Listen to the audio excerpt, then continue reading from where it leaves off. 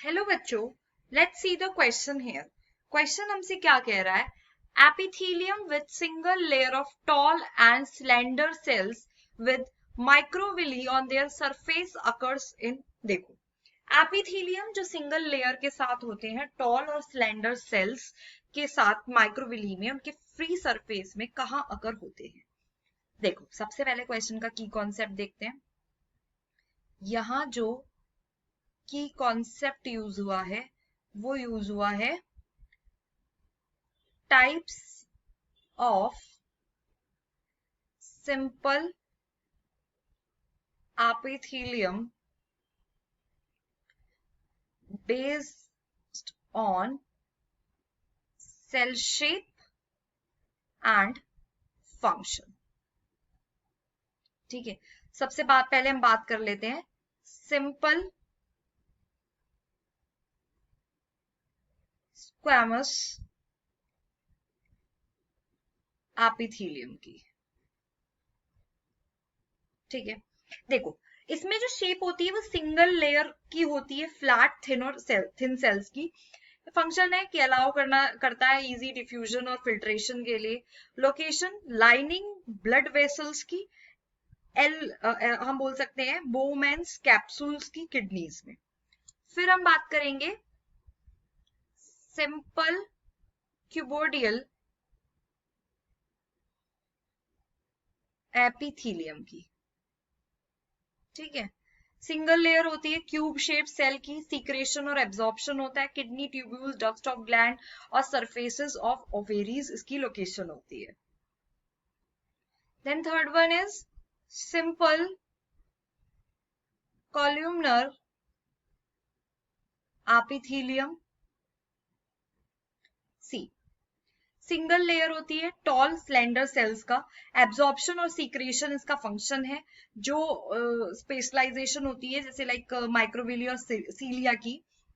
अब location lining of fallopian tubes हम बोल सकते हैं विद सीलिया। ठीक है, with microvilli it is lining of the small intestine.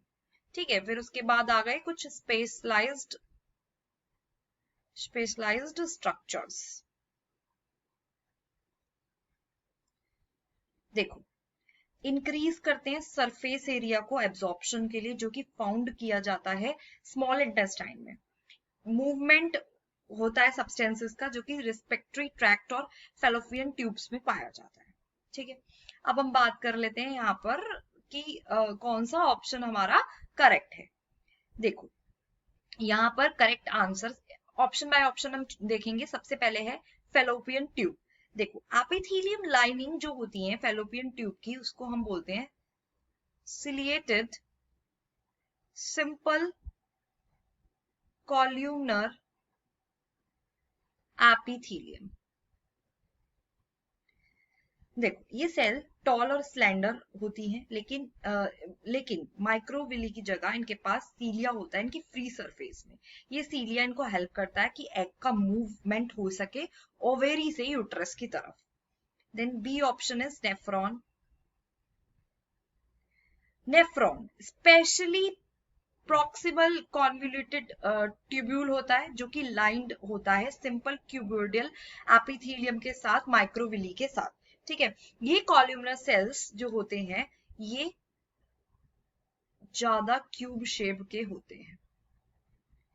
Microvilli का ब्रश बॉर्डर होता है, जो इंक्रीज करता है सरफेस एरिया को रीअब्जॉर्प्शन के लिए सब्सटेंसेस की फिल्ट्रेट से। फिर हम बात करेंगे ब्लड वेसल्स की। इनर लाइनिंग जो है ब्लड वेसल्स की, वो सिंपल स्क्वैमस एपिथेलियम की बनी होती है, जिनको बोला जाता है एंडोथेलियम। ये सेल्स फ्लैट होती है, थिन होती हैं। इनको डिजाइन किया जाता है फैसिलिटेट करने के लिए इसी passage of materials blood stream और सराउंडिंग टिश्यूज के बीच में। इसमें एपिथेलियम के पास माइक्रोविली नहीं होती है। फिर हम बात करेंगे अपने ऑप्शन डी की, जो कि है ल्यूमन ऑफ एलिमेंट्री कैनल। देखो, इस तरीके की एपिथेलियम को बोला जाता है सिंपल कॉल्यूमनर एपिथेलियम, जो कि कॉमनली कहां पाया जाता है? लाइनिंग में जो ल्यूमन है एलिमेंट्री कैनाल की, जहां पर मतलब आप बोल सकते हैं पर्टिकुलरली इंटेस्टाइन्स में, जहां पर माइक्रोविली की जो सेल्स पे जो माइक्रोविली होती है वो इंक्रीज करती है सरफेस एरिया एब्जॉर्प्शन के लिए।